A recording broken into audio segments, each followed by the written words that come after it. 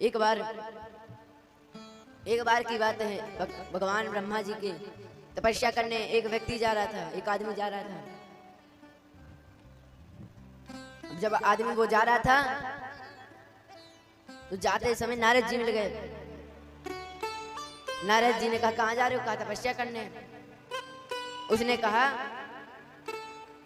कि ये बताइए सबसे पहले कौन सा देवता प्रसन्न होता है?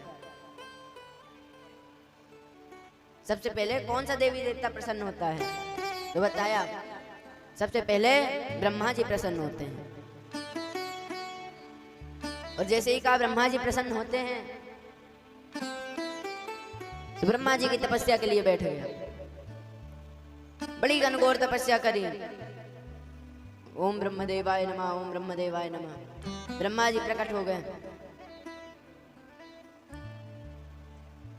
अब जैसे ब्रह्मा जी प्रकट हुए, कहा वरदान मांगो, क्या चाहिए? कहा प्रभु कितने वरदान दोगे? कहा 3 वरदान। आज भक्त ने पहला वरदान मांगा, प्रभु मेरा एक अच्छा सा घर बन जाए, तथास्तु।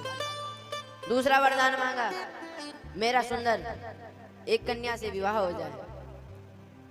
ब्रह्मा जी ने कहा तथास्तु। तीसरा वरदान कहा जब मैं चाहूं 3 वरदान मांग लो। ब्रह्मा जी ने कहा तथास्तु। ब्रह्मा जी चले गया अपने घर में जाकर के, कलयुग की कथा है। जैसे ही घर में गया तो जाकर के देखा उसने अच्छा खासा घर है।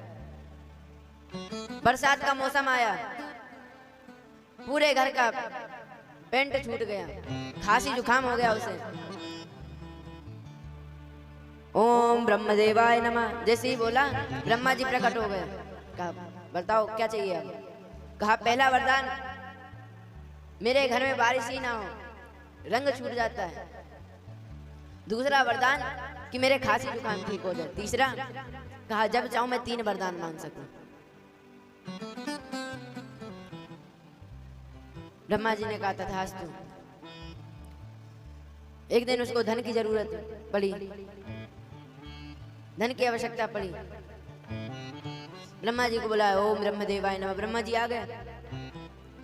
जैसे ही ब्रह्मा जी आए, ब्रह्मा जी ने पूछा क्या चाहिए? कहा हमारे यहाँ कभी भंडारा खत्म ही ना हो। और दूसरा कहा हमारे यहाँ धन खत्म ना हो। तीसरा जब चाहूं मैं 3 वरदान मांग लूं। ब्रह्मा जी बड़े परेशान हो गए, भगवान विष्णु के पास गए।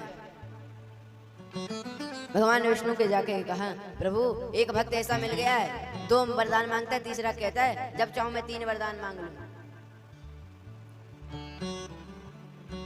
भगवान ने माता सरस्वती को आदेश दिया किसकी जिह्वा पे बैठ जाओ। उसने बुलाया ओ ब्रह्मदेवाय नमः। ब्रह्मा जी आए, कहा क्या चाहिए? कहा पहला वरदान हमें ठाकुर जी के चरणों की रज मिल जाए। दूसरा कि हम वैराग्य धारण कर लें। तीसरा ब्रह्मा जी डर रहे थे कि तीसरा फिर ना मांग रहे कि जब चाहे 3 मांग लो।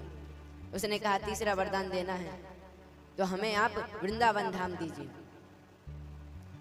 ये होती मद भक्ति। सब कुछ सुख प्राप्त करने के बाद भगवान के पास है।